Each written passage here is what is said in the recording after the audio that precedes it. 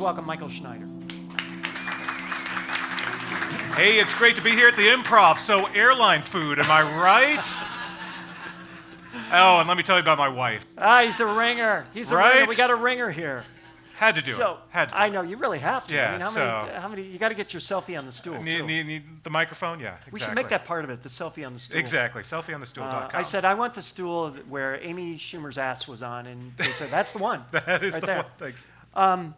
So, Mike, how do TV people see the audio space? Oh, that's a good question. I'll tell you something interesting because Serial's coming up a lot today, and of course it should, because that was a game changer. That was something that actually had TV people talking, which you don't hear TV people talk a lot about audio, just because they're busy, and TV's obviously a hugely visual and writer's medium.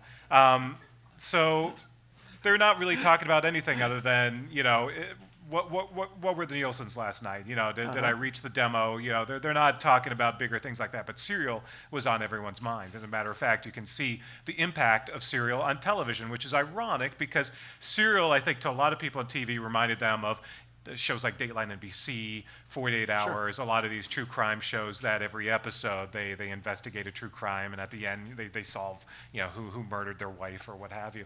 But it's now having this inverse effect where people are saying, okay, so what is the TV version of Serial? How do we grab viewers in the same way that audio listeners were captivated by Serial? And you're starting to see TV shows create their own Serial-like podcasts. Now it's a little cynical. It's a little, that's the easy way out. Just a little. As a matter of fact, the network Investigation Discovery, they're creating their own true crime podcast. Where'd they come up with that idea? I don't know. Where'd it come from? Brilliant. But I think both sides can learn a lot from each other. But it's a good question. Well, what can the audio space learn from the TV space? Because it appears to me that there's so much focus on content. Obviously, TV is all about content and distribution.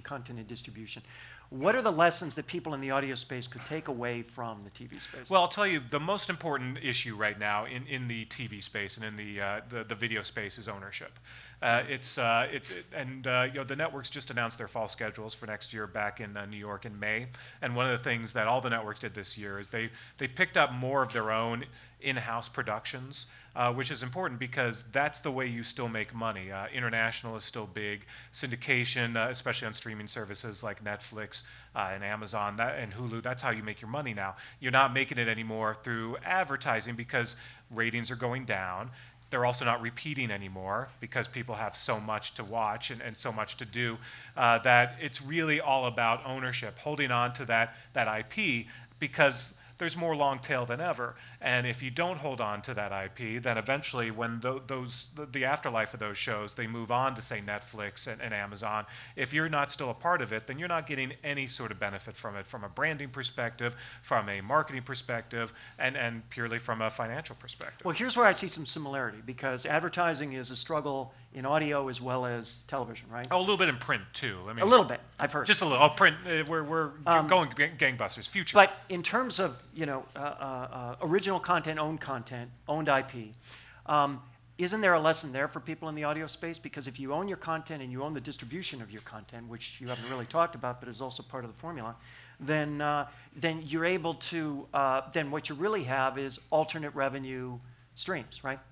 Well, it's a no-brainer. And then, you look at what's going on with how people consume audio, it's very much how they're consuming video now. They're binging more, they're watching things on their own, they're time shifting, they're watching things on their own timetable. I'll give you a good example, and something you guys were briefly talking about earlier is, you guys were talking, who would download 4 hours of Opie and Anthony and listen to it in their car the next day? I do that every day with Kevin and Bean on K-Rock. I love Kevin and Bean. I think they do a fantastic job. They just were inducted into the NAB Hall of Fame.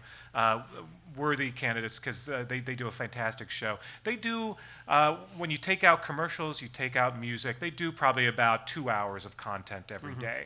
So every morning I download that. I have a ridiculous commute. I live in Glendale. My offices are in Century City. It's a 1 hour commute. So by the time I have driven to work and driven home from work, I've consumed that 2-hour Kevin and Bean show. Now, if it was the old days, I would have probably heard bits and snippets of the Kevin and Bean show on the way to work, nothing on the way home. But now I get a concentrated 2-hour dose of that show every day. I know much more about that show. I've listened to every guest, every spot, and I'm more in tune with what they're doing. And as a result, I'm much more of an avid fan of that show because I'm so invested in it now. So how does that inflect, if at all, on your listenership to their terrestrial radio show? That's impacted a lot. I don't listen to the terrestrial radio station anymore.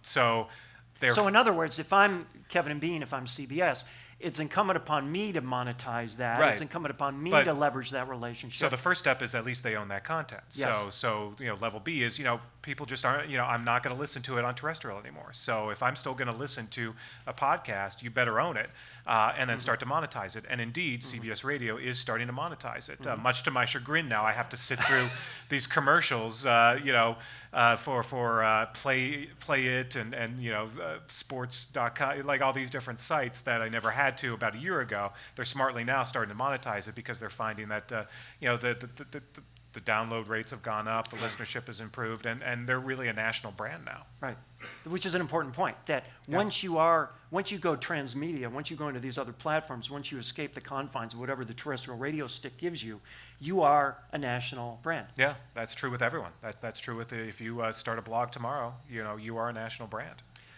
We talked in the previous session about silos. I'm in the terrestrial radio space, I'm in the online radio space, I'm in the podcasting space. Those silos tend not to exist in television. Television, they want to be everywhere and do everything, own it, and put it out on all platforms. Yeah. Why isn't there silo thinking in that medium? Because it's unnecessary. Why think by silos? Because that's not how people consume. When I'm listening to Kevin and Bean, I'm still listening to Kevin and Bean, even though it's a podcast. I'm not listening to it on K-Rock, but I know that's Kevin and Bean on K-Rock. I'm just not listening to it on terrestrial radio. That doesn't matter. It's all about the content. And I think in television, it's really been hammered home for years that it's content first. And so, to some degree, it doesn't matter what platform you're watching, say, The Big Bang Theory. You could be watching it on CBS. You could be watching it on repeats on TBS. You could be watching it on Hulu. You could be watching it on Netflix. Warner Brothers is still getting paid no matter where you're watching it. So those silos don't really matter if you're the content owner. Do you think the same is likely true in the audio space then, ultimately? I think so. I think that feels like that's the direction we're going. It's got to be. That's just not the way people don't consume things that way anymore. They're listening to the talent. They're listening to the show. They're not necessarily saying I'm tuning into this radio station at this time. What's more important, content or distribution? Content. Because you can always find alternative distribution. There's always ways to find distribution, but you really have to have content, or else there's no reason to even have distribution, right? I ask that because a lot of people, if you're in the terrestrial radio space, you often think of yourself as being in the distribution space.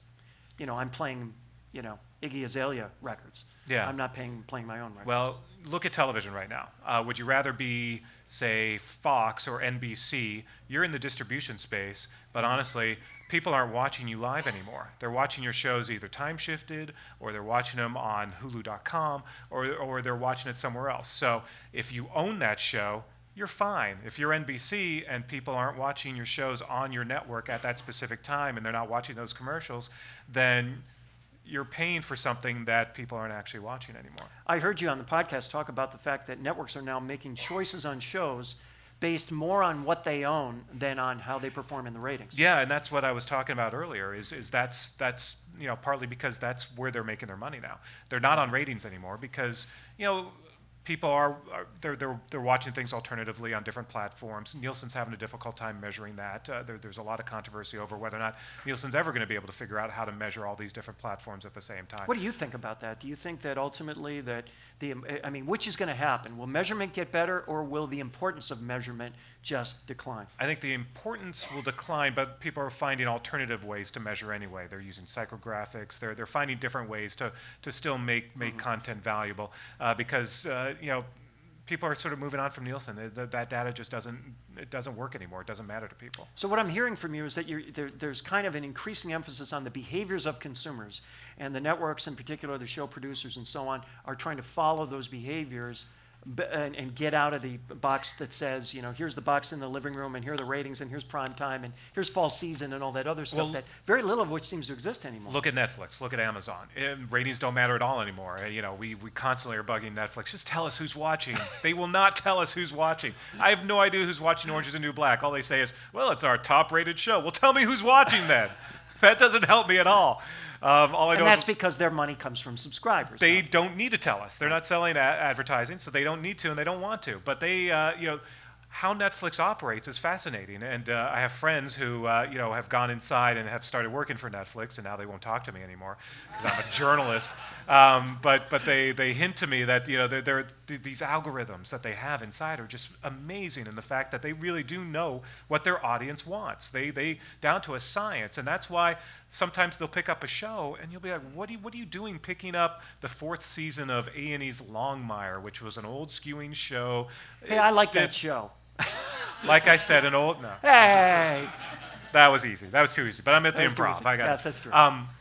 But it wasn't a show that I didn't get any traction on our website. People weren't really buzzing about it. It was sort of just this quiet little show that no one really talked about. But Netflix had it in their algorithm. People were binging on it, and there was an audience for it, and they saw value in picking up that show, and that's what they did. And that's what Netflix does all the time with their acquisitions and also their original. Is it Netflix or Amazon that did the deal with Adam Sandler for his next 4 movies? Netflix. Yeah. So that obviously reflects some algorithm. And that's international as well. That's something, and I'd be curious to see how that impacts the audio space because, at least in my sort of perception, that's a much more domestic operation still. It's not really an international business the way television is.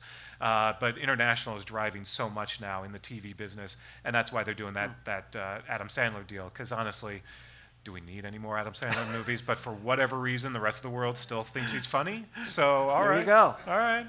Good. Knock on wood at the improv. Good on them. How is storytelling changing in TV? You mentioned that it was changing, and I don't think you're just talking about the binging factor, are you? Well, that's having an impact because people are now, it's all about serialization, which it wasn't up until a few years ago. If you remember. But wait a minute. I mean, you got like True Detective, which is serial, and that's 1 season old now.